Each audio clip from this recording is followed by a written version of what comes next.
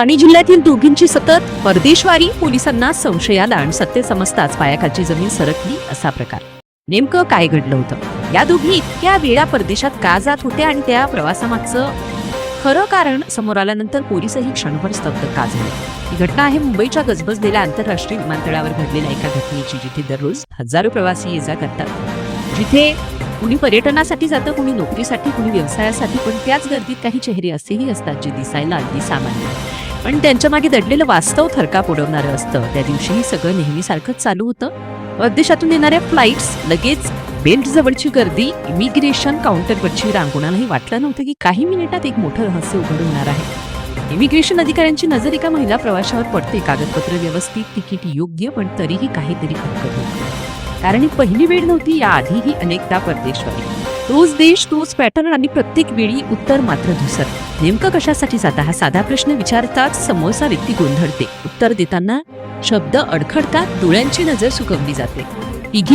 दोघींचा प्रवास आणि तिथूनच संशयाची ठिणगी पेटते. चौकशी सुरू होते. जास्त खोलात गेल्यावर लक्षात येतं की ही महिला एकटी नाही, अजून एक महिला, तीही त्याच फ्लाईटने, तीही काही मिनिटांच्या फरकाने.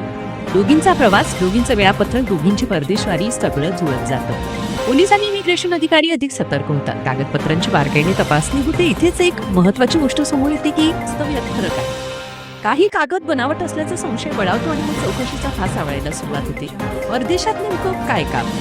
इतक्या वेळा जाण्याची गरज का? खर्च कोण करतो? सोबत कोण जातं?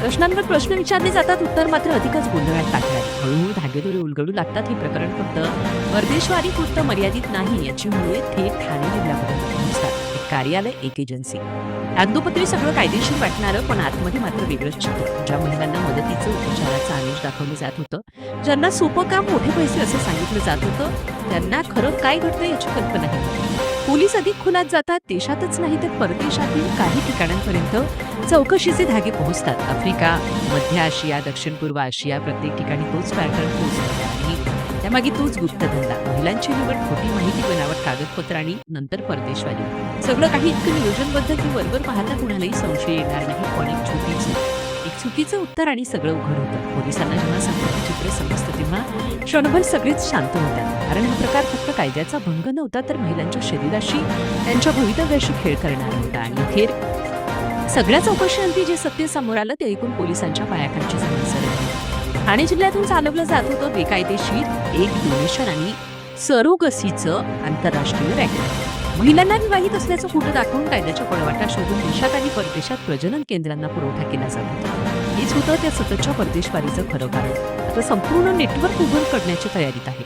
या रॅकेटमध्ये अजून किती महिला अडकल्या आहेत, आणखी कोण कोण यामागे आहे याची चौकशी सुरू आहे. ही केवळ 2 महिलांची गोष्ट नाही, एक असा काळा धंदा आहे ज्याची पाळीमुळे पसरलेली आहे आणि म्हणूनच ही चौकशी अजून संपलेली नाही.